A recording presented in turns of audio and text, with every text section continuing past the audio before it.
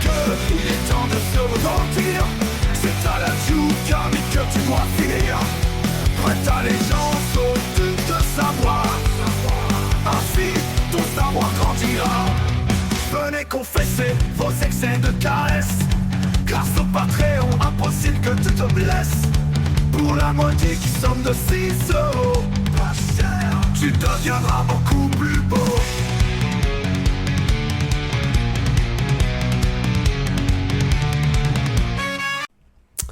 Allô, oui, bonjour. Le nouveau podcast numéro 335. Après les 100 dents, les 100 bâtons.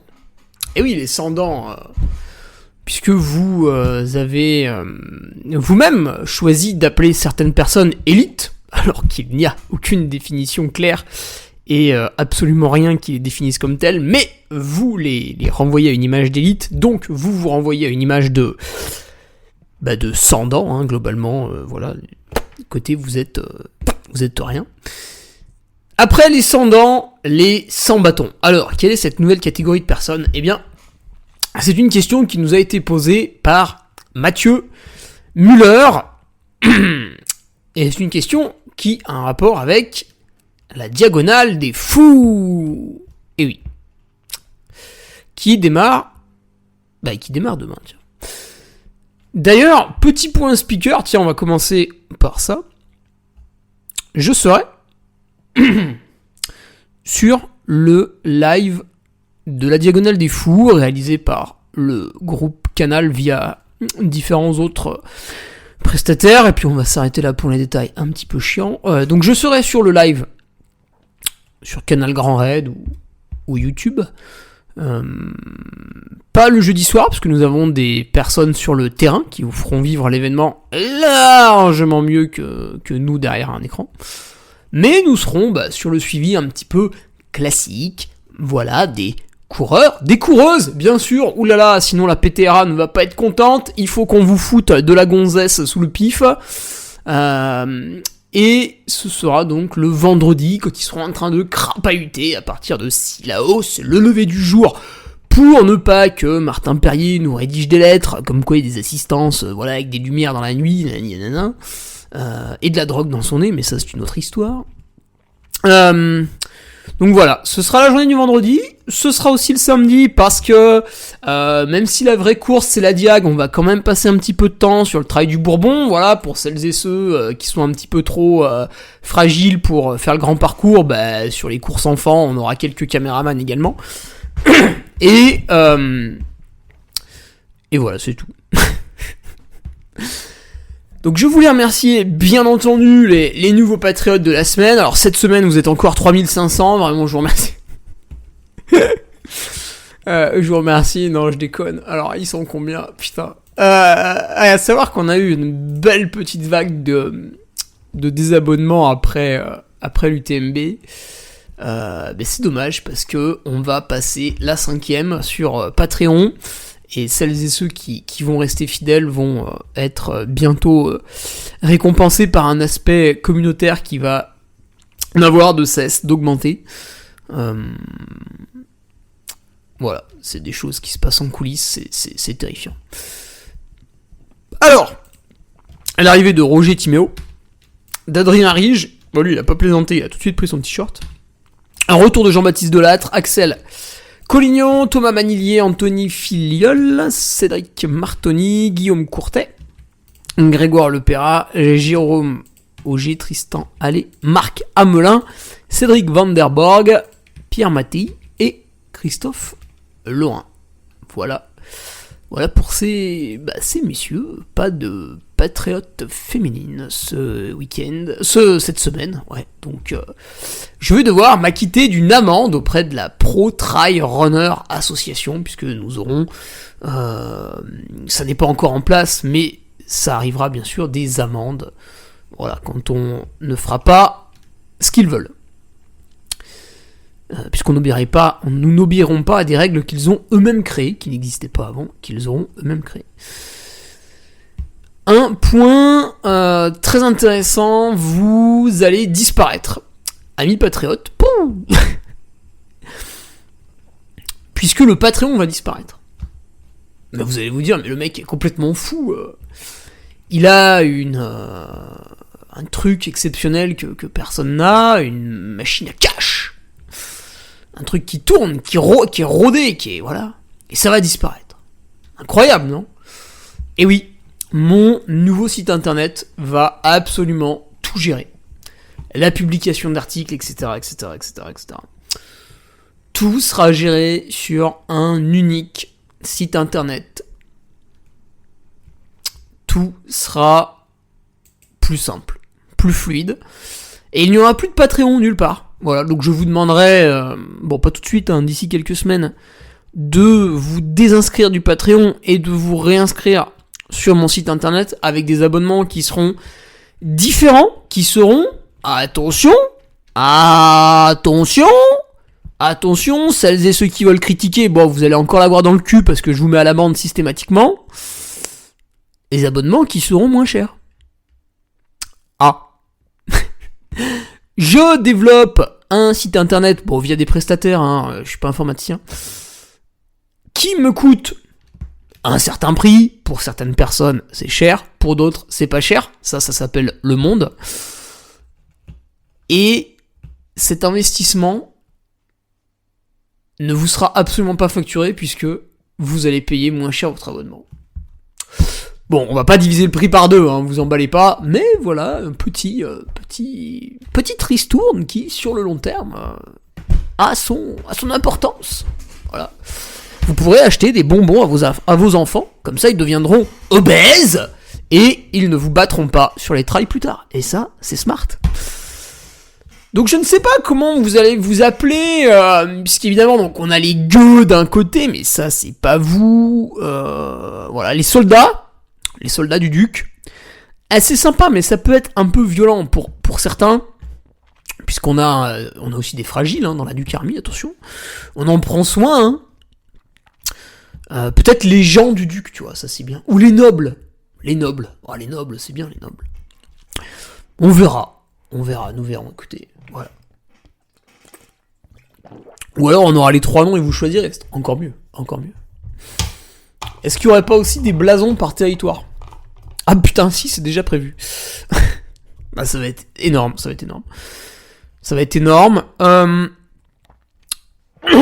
Pour l'instant, j'ai reçu mes chaussettes, j'ai reçu, les casquettes, ça fait déjà quelques semaines, et les t-shirts, je les ai eu la semaine dernière. Donc, ça y est, mon site internet est absolument complet, dans la boutique, on va dire. Et du coup, vous pouvez commander pour celles et ceux qui voulaient cumuler plusieurs trucs et qui attendaient. Voilà, ça y est, vous pouvez vous jeter dessus. Je précise que sur mon nouveau site internet, en fait, on ne fera que du Made in France. J'ai choisi, j'avais un pied dans la porte avec les t-shirts et les chaussettes. Et je me suis dit, attends, je vais mettre un coup de coude et la porte va s'ouvrir. Et on va faire encore plus de trucs Made in France. Donc j'ai mis des promos sur les casquettes et les drapeaux, puisque ceux qui restent, donc 23 casquettes et 17 drapeaux, doivent disparaître. Puisqu'ils sont faits respectivement en Chine et en Europe. Et grâce à 2 entreprises que j'ai trouvées grâce à certains patriotes plutôt intelligents, nous allons avoir des casquettes Made in France l'année prochaine et des drapeaux Made in France aussi. Donc pour ceux qui en ont globalement rien à foutre, écoutez, profitez de la promotion, comme ça disparaît. Et pour les autres, si vous voulez vous promener avec du textile d'une qualité exceptionnelle, qui en plus est fait par des artisans, des ouvriers, sur notre territoire, qui payent toutes les taxes françaises, voilà, donc quand un patron vous donne 1800 € net, il a payé plus de 4000 €, il y a des simulateurs pour ça. Donc vous allez renflouer les caisses de l'État, c'est génial, grâce à l'industrie française. Ouais. Bref. Amusant en ce moment. Non, tout ça pour dire que, on progresse, on avance, on fait des trucs de mieux en mieux. Je vais pas dire on apprend de nos erreurs, parce que les drapeaux et les casquettes sont très beaux, il y a aucun souci de qualité ou de... Voilà. Mais ça m'a amené à rencontrer des nouvelles personnes, à découvrir aussi, parce qu'en fait, le peu d'artisanat qui restent en France sont des gens qui travaillent beaucoup, je vais peut-être pas dire dur non plus, mais qui n'ont pas le temps de rédiger des posts LinkedIn pour se mettre en valeur, faire de la publicité, etc., etc. Et donc, je les découvre sur le tard, mais je les découvre quand même. Et je suis sûr que ça va vous plaire. Par exemple, la casquette Made in France. Excusez-moi, je vais tacler certaines personnes. La casquette Made in France vous sera vendue 45 €.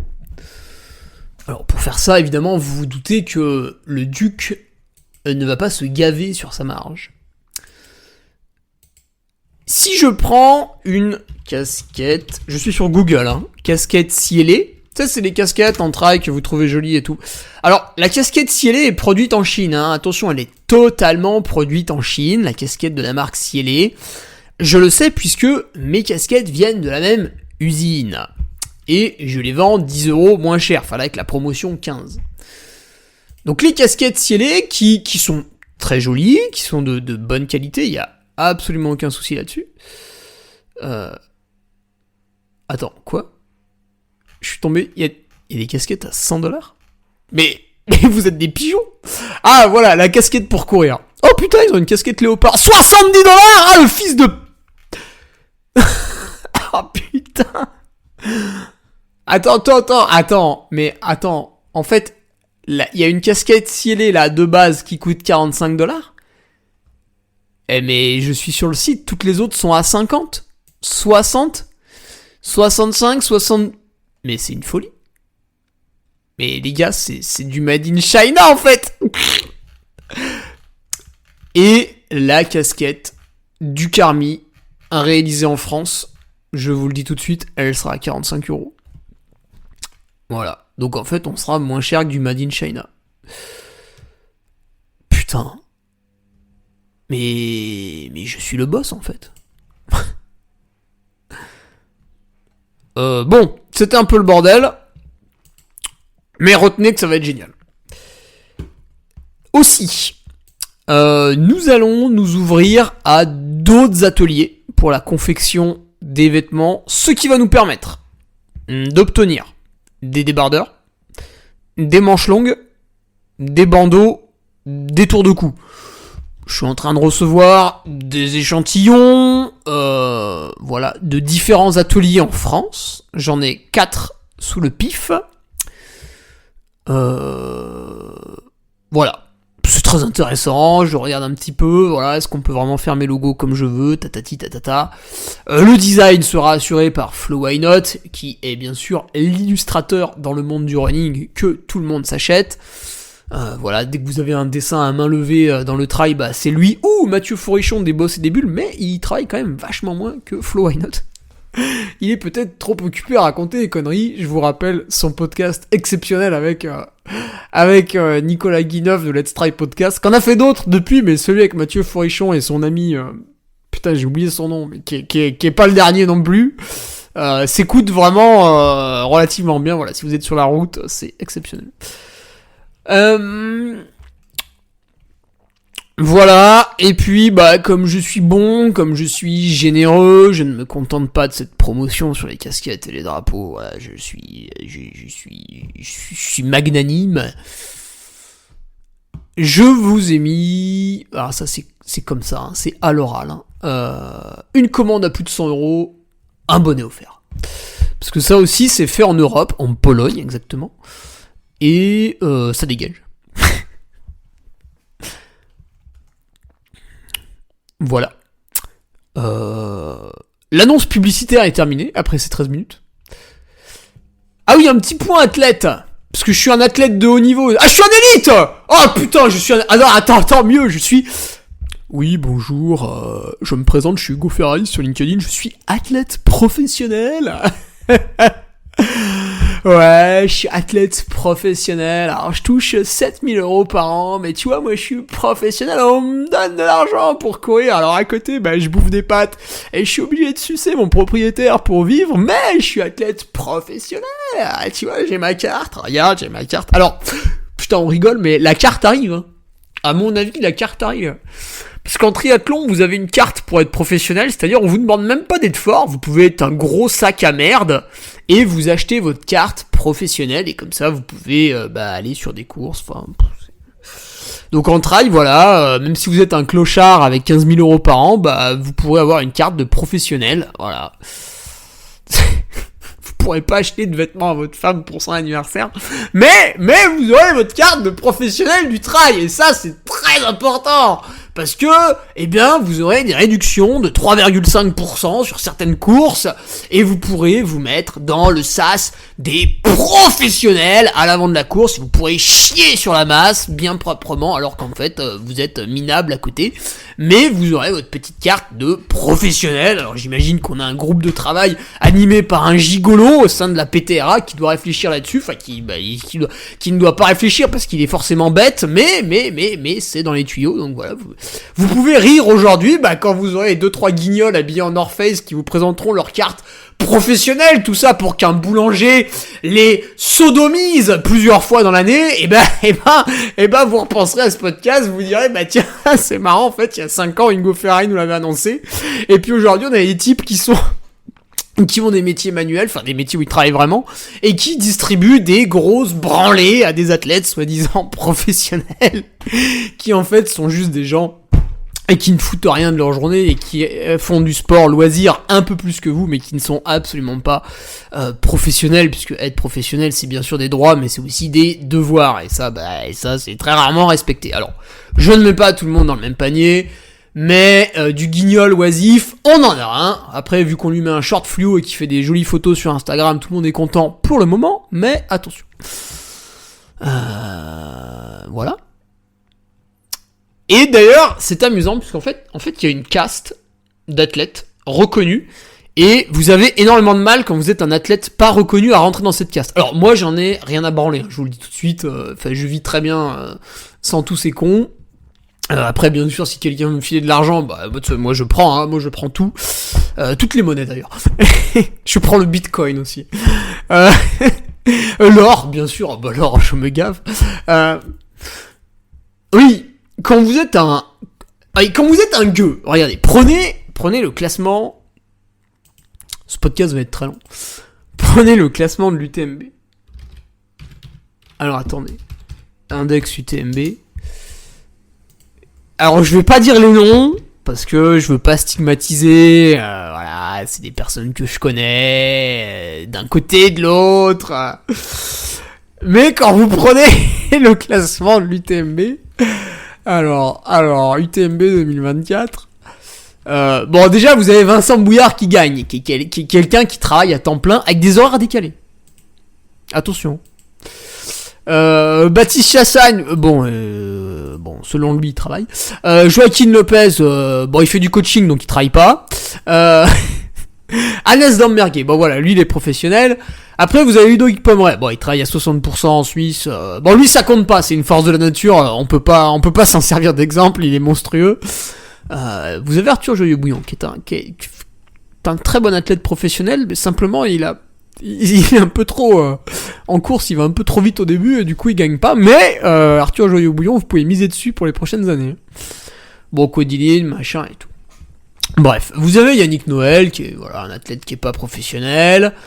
Vous avez Aubin Ferrari, qui est mon frère, qui n'est sponsorisé par aucune marque, puisque les mecs ils veulent te donner 2 t-shirts, puis tu leur fais de la pub gratos, et nous on n'est pas des jompis. Vous avez Jonathan Moncani, il fait l'UTMB en 22h58, je pense que c'est relativement correct. Je rappelle qu'en 22h58, vous étiez 8ème en 2021. Ok ? Vous avez des gens comme ça, vous avez des Guillaume Denef, ça fait 2 fois qu'il fait 23h à l'UTMB, vous avez des gens comme ça. Canyon Woodward, alors il ressemble à rien avec sa tignasse, mais pareil, ça fait 2 fois qu'il met 23-30, vous avez tout un tas de gens comme ça, et en fait ces gens-là, quand ils veulent rentrer dans une grosse structure, on leur explique qu'ils ont pas le niveau.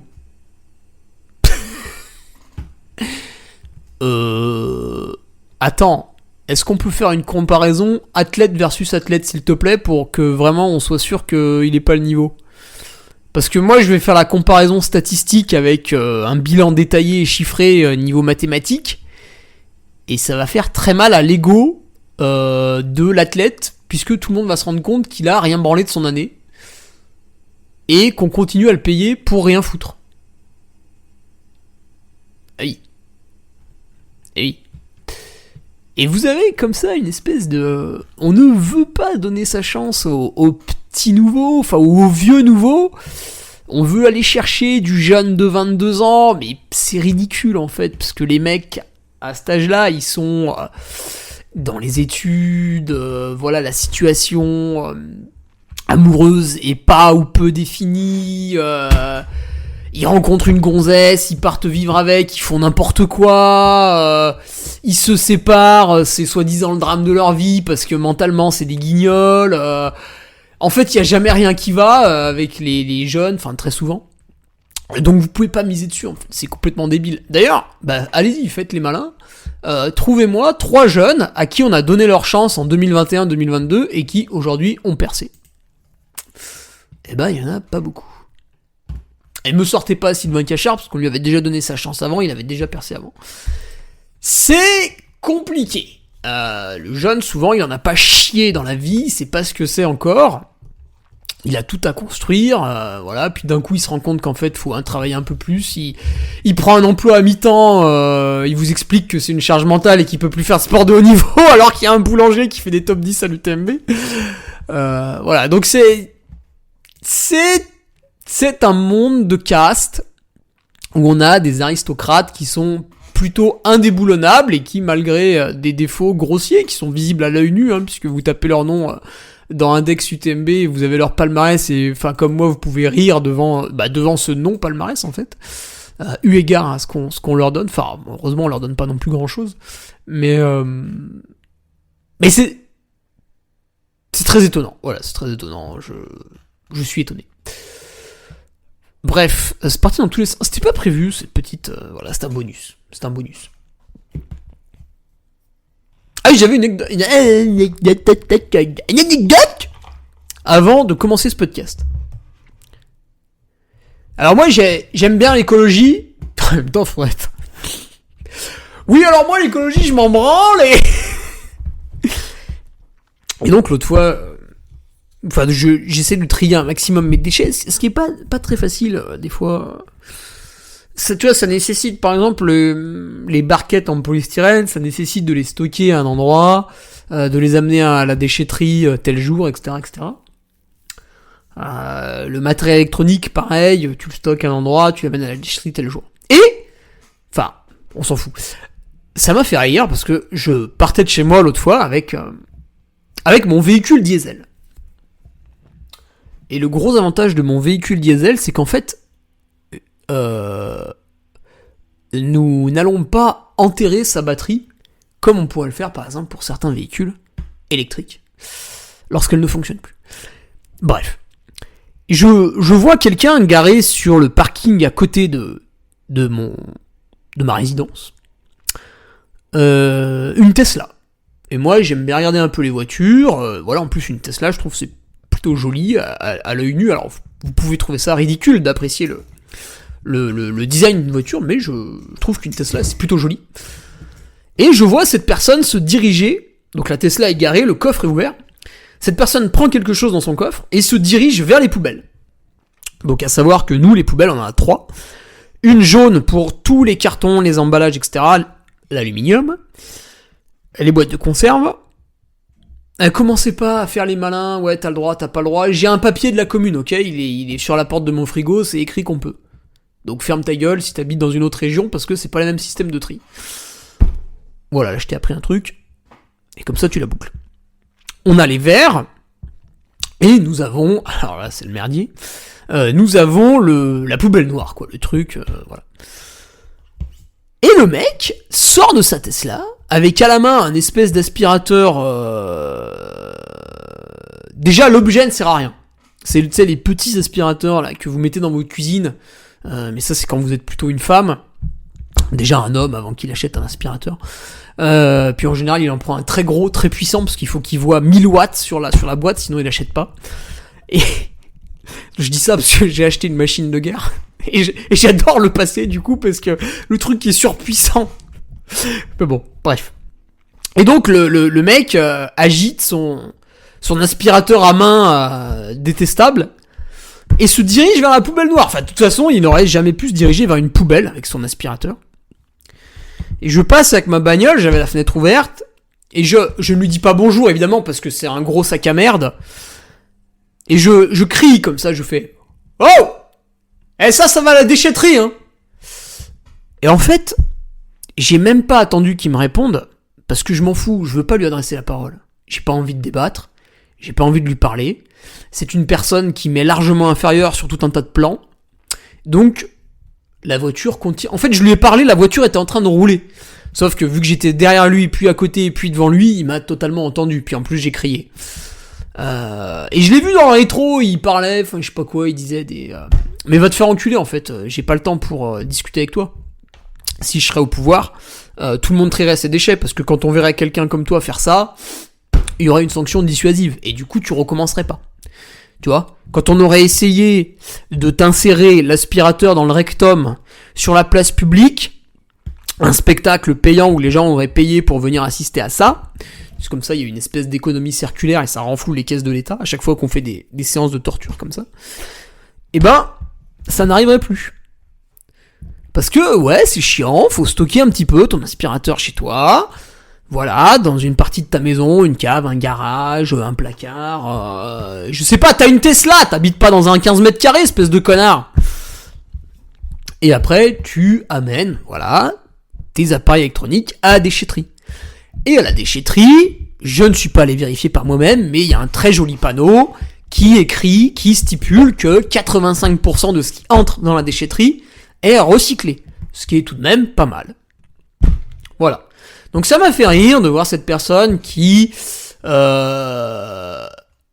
fait, il ne se soucie pas de la planète. Je vais vous expliquer pourquoi. Il en a rien à foutre de la planète. Il se soucie de son image sociale. Donc il achète une Tesla. Parce que c'est une voiture qui renvoie vers la société une image de quelqu'un déjà d'un petit peu riche, hein, on va pas se mentir.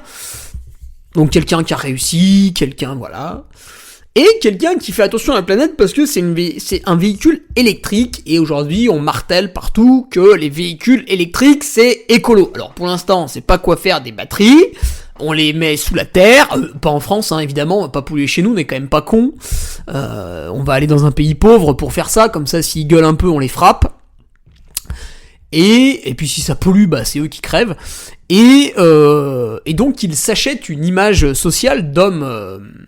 fréquentable en obtenant comme ça une voiture électrique. Mais vous le voyez, dans la vraie vie, ce type est un gros enculé parce qu'il ne trie pas ses déchets. Alors que trier ses déchets, c'est la base de tout. Voilà, vous avez consommé peu d'énergie, donc ça c'est ne pas être une grosse salope et mettre son chauffage à 25 degrés l'hiver, voilà, ça vous oubliez. Vous avez un limité, un maximum ses déplacements, alors on vous demande pas non plus de rester chez vous tout le temps, mais limité. Vous avez et trier ces déchets, parce qu'en fait, alors évidemment il faut faire le moins de déchets possible, mais quand vous avez des déchets, il faut les mettre au bon endroit pour que des personnes qualifiées puissent les revaloriser. Enfin bref, ça m'a tué quoi, voir ce con là, ça m'a tué. Ah oui, et je terminerai là-dessus, évidemment il habite pas ici. Il est venu juste là pour nous emmerder, quoi. Pour saloper nos poubelles.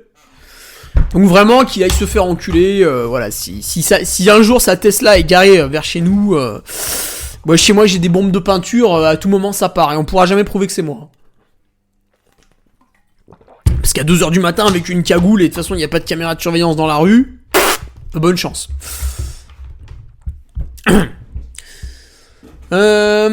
Puis bon, ta Tesla, quand il y a une grosse bite fluorescente sur le capot, si tu veux, c'est vachement moins sexy, quoi. En vert. Et ta voiture est blanche. Donc méfie-toi.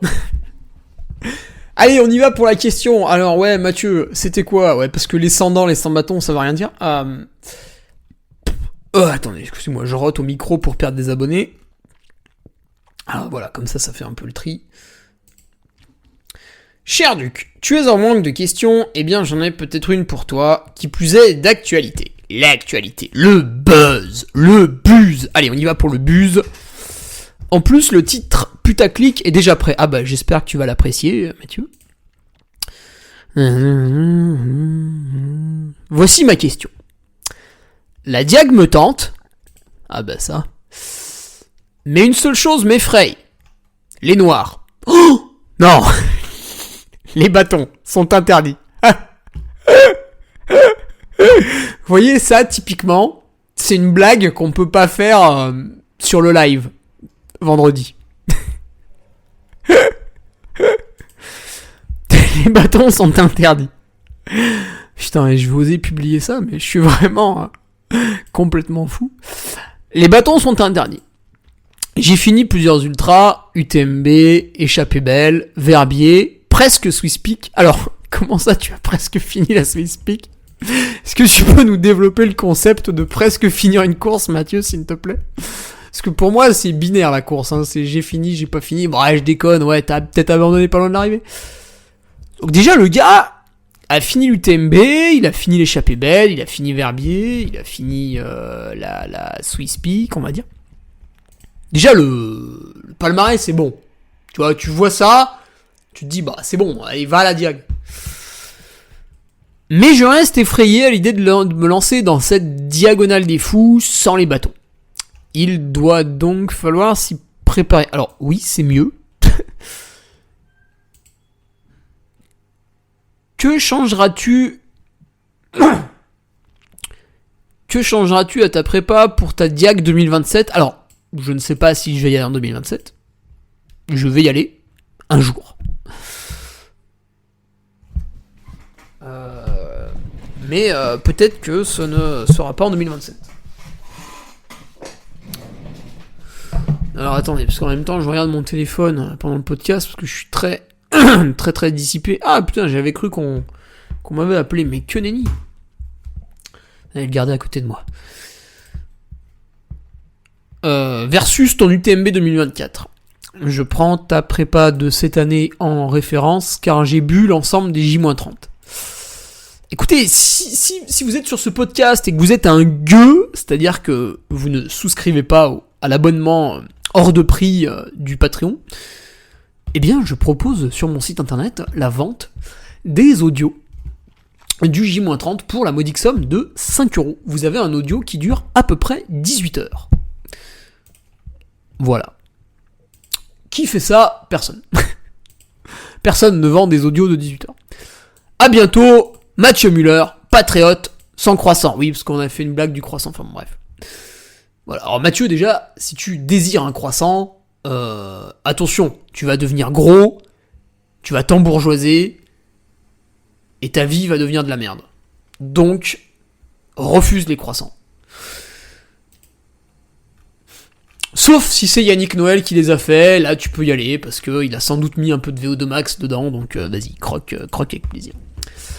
Alors, ouais, pour commencer sur l'entraînement à la diag, il y a un très gros point que j'aimerais rappeler, c'est de lire, et évidemment de l'acheter avant, le livre « Soyons fous » d'Antoine Guillon. Alors attendez, je tape. Ah, le bâtard, il vend sur Amazon. Ah, il a quand même un site, voilà. Voilà, c'est plus classe. Bref, le livre Soyons fous d'Antoine Guillon, ah bah il est indisponible sur Amazon, qui a été créé le 1er janvier 2013. Putain, il est indisponible sur son site aussi. Ah, attendez, je vérifie quand même. Ah si, vous pouvez l'acheter. Est-ce que je l'ai encore dans ma bibliothèque ? Faudra que je regarde. Vous pouvez l'acheter, voilà le livre Soyons fous d'Antoine Guillon. En plus, il a une image dessus, c'est exceptionnel. Pour vous préparer à cette diagonale, je pense que c'est top. Dedans, en plus, il vous partage un vrai plan d'entraînement. Vraiment, c'est super. C'est vraiment super. Donc je vous conseille à toutes et tous d'acheter ce livre. Maintenant, si je devais changer des choses pour faire la diagonale des fous, exactement comme je vais vous présenter ma saison 2025 vendredi sur Patreon, je vais réaliser sous vos yeux ébahis le programme pour faire la diagonale des fous. Donc, diagonale des fous, 17 octobre 2024, jeudi, 22h, Saint-Pierre, La Réunion. Hop. 7,5 semaines avant, je réaliserai la traversée nord de l'échappée belle. Parce que c'est pas très loin de chez moi, moins d'1 heure de route. Le parcours est très technique. Un petit peu comme à la diagonale des fous. Alors attention, à la diag, il faut séparer les 50 premiers kilomètres qui sont très roulants, que vous pouvez presque faire en Nike Vaporfly. Presque. Ensuite, vous avez une partie, quand vous quittez Marabout, qui va être vachement plus technique. Elle va être, bon, je caricature, hein, évidemment, pleine de racines. Le dénivelé ne sera pas encore très très très conséquent. Et ensuite, vous arrivez vers Sillaos. Donc là, en plus, on ajoute le facteur chaleur. Vous arrivez, voilà, plutôt Mafat. Alors, Mafat, c'est plutôt les escaliers que la technicité même du chemin qui sont embêtants. Bien évidemment, la chaleur. Et ensuite, on passe aux longues montées. Alors, en plus, cette année, avec le Maïdo qui revient, ce qui est tout à fait monstrueux, puisque vous allez vraiment au nord de Mafat avant de revenir faire le Maïdo. Donc là, ça va être terrible. Et la vraie partie délicate, difficile techniquement, parce que il y a plein de cailloux, de galets, de racines, le sentier est très petit, très fuyant, etc., etc. C'est vraiment la dernière partie, voilà, quand vous redescendez du Maïdo, et puis voilà, toutes les conneries, là, chemin des Anglais, enfin voilà, toute possession, grande chaloupe, la descente du Colorado à la fin, où certaines personnes abandonnent alors qu'ils sont à 3-4 km de l'arrivée, c'est déjà arrivé. Eh bien, il faut découper ce parcours comme ça. Donc tout le monde dit la diag c'est technique. Oui, mais pas que. Et c'est un niveau de technicité qui évolue au fur et à mesure du parcours, puisque vous avez des passages très racines sur un moment, vous avez ensuite une section marche affreuse, et ensuite on retrouve de la technicité entre guillemets classique, et donc, hop, la traversée nord. Pourquoi ?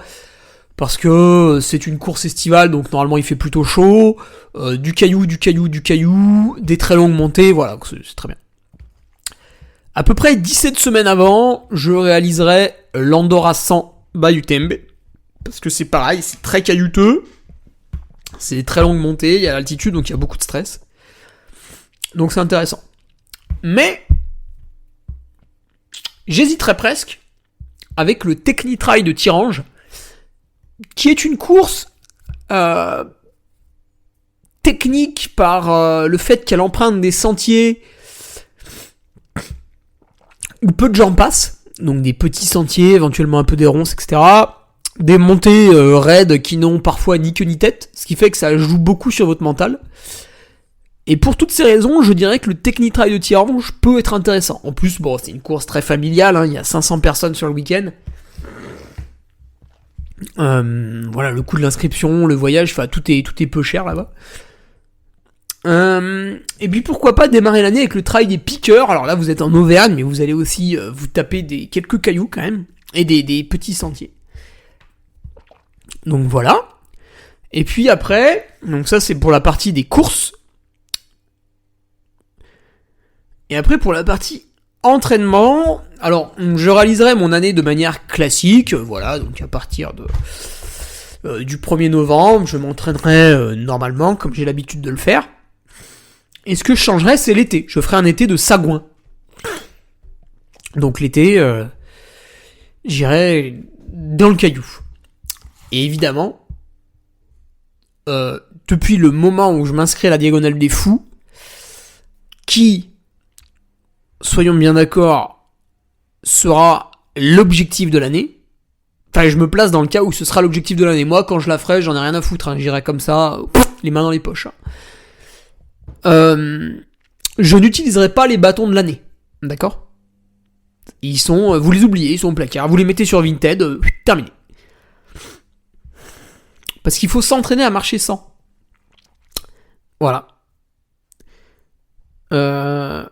Et donc, ce qui serait intéressant, c'est la prépa spécifique qui va intervenir à l'été. Alors, toutes les courses sont spécifiques. On va faire des courses les plus techniques possibles jusqu'au jour J.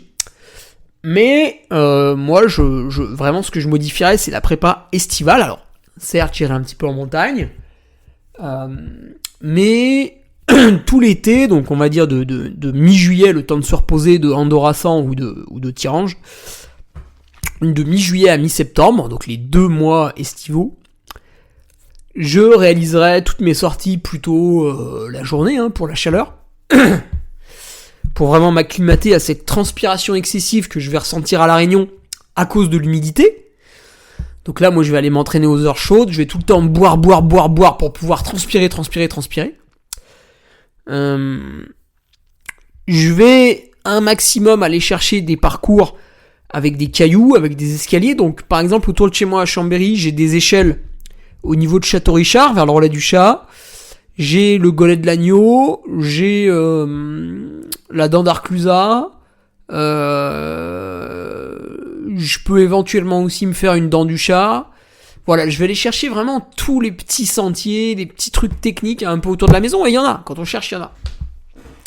Et je vais vraiment faire des parcours d'entraînement qui vont être très différents, puisque je vais m'amuser sur la carte à emprunter le plus possible des sentiers difficiles, voire même parfois à me forcer sur 1 kilomètre ou 2, à couper peut-être en... Bon, non, ça c'est mal, je peux pas le dire. À réutiliser, un ancien chemin. Voilà, tiens, ça c'est beaucoup mieux. Parce que beaucoup de chemins tendent à disparaître, étant donné que personne ne les entretient. Donc là, je fais un amical coucou à l'ONF, qui est beaucoup plus occupé à réaliser des coupes de bois absolument dégueulasses en saccageant la forêt avec leurs engins de chantier, qu'à enlever les arbres qui tombent au milieu des chemins de randonnée. Quand vous leur posez la question, évidemment, les arbres tombent systématiquement sur un endroit qui n'est pas leur territoire. Oui, mais là c'est Grand Lac, oui, mais là c'est Grand Chambéry. Bon, écoutez, c'est la faute de personne, mais l'arbre est quand même au milieu de la route. Qu'est-ce que je fais ? J'achète une tronçonneuse et je me promène dans la forêt avec toute la journée, ou vous faites votre travail en fait ? Oui, mais vous comprenez, aujourd'hui on prend des photos des oiseaux. Putain, mais on s'en branle, avec la pollution ils vont mourir, arrête de les prendre en photo. Bref. Donc voilà, grosse modification au niveau de l'entraînement. Mais ne pas tomber non plus dans les extrêmes. Alors évidemment il va falloir aller vers des terrains techniques le plus souvent possible. Évidemment il va falloir s'exposer le plus souvent possible à la chaleur et à une transpiration excessive. Mais il va falloir récupérer tout ça. Et surtout il va falloir courir un petit peu. Parce que les 50 premiers kilomètres c'est de la course à pied. Donc il faut pas vous mettre uniquement en mode randonneur. Certes la Diagonale des Fous est une épreuve technique, difficile, mais il y a quand même plusieurs parties où il va falloir courir. Donc n'oubliez pas totalement la course à pied. Et une fois qu'on a la partie programmation des compétitions qui est faite, programmation des entraînements qui est faite, vous avez la cerise sur le gâteau, ce qui va permettre de ne pas rater sa diag, c'est l'acclimatation. Alors ça c'est très important.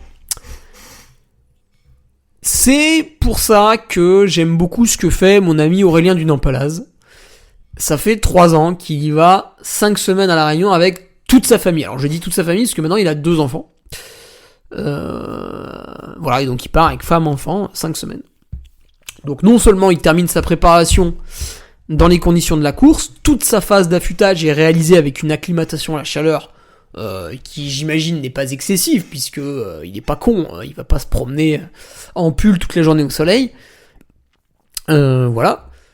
Maintenant, je sais bien, et c'est d'ailleurs ce qui me freine, et c'est d'ailleurs, pour l'instant, c'est pour ça que je n'y vais pas. C'est parce que je ne peux pas mettre 5 semaines de congé pour y aller. Et le jour où je pourrais le faire, j'irai. Parce que moi, je veux absolument y rester longtemps. Pas dans un but de performance, mais dans un but aussi de visiter, voilà.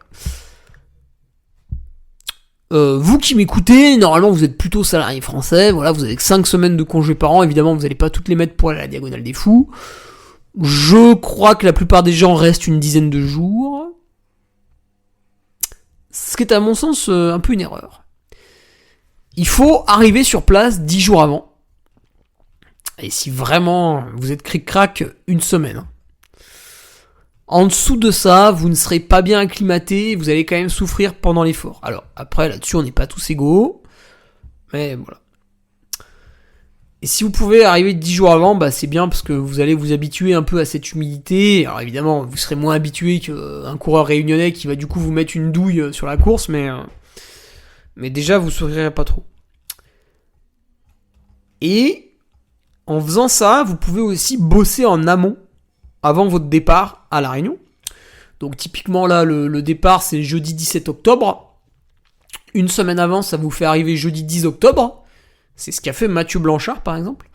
Mais le top du top aurait été d'y aller lundi 7. Voilà, puis Aurélien, je crois qu'il y allait fin septembre. Lundi 7 octobre, vous étiez à J-10, c'était pas mal. Et avant ça, donc la première semaine d'octobre et la dernière semaine de décembre, vous auriez pu réaliser un petit travail sur Home Trainer. Donc ça, on a un patriote qui l'a détaillé sur Patreon.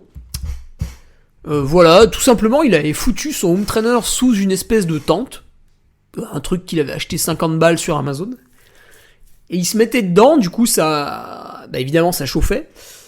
Et en fait, au début, vous commencez avec 20-30 minutes de Home Trainer sans trop forcer, et vous faites ça 5 jours sur 7 dans la semaine. Bon, lui, des fois, il faisait aussi 6 jours, ça dépendait. Et petit à petit, vous augmentez un peu la durée, puis à un moment donné, vous arrivez à 1 heure d'effort. Voilà, puis quand vous augmentez la durée, vous augmentez un petit peu les watts moyens. Voilà, et ça fait un petit travail d'acclimatation à la chaleur, sans créer trop de fatigue, parce que ça va durer 30 minutes, 40, 50, 1 heure dans la journée. Voilà Mathieu, c'est vraiment ces 3 phases que je changerais, parce que 1. Le calendrier de course ne serait pas le même. 2. L'entraînement ne serait pas le même. Et 3. La phase d'approche et d'acclimatation ne serait pas la même, parce que par rapport à un UTMB, le Grand Raid c'est mi-octobre, enfin même la 3e semaine d'octobre.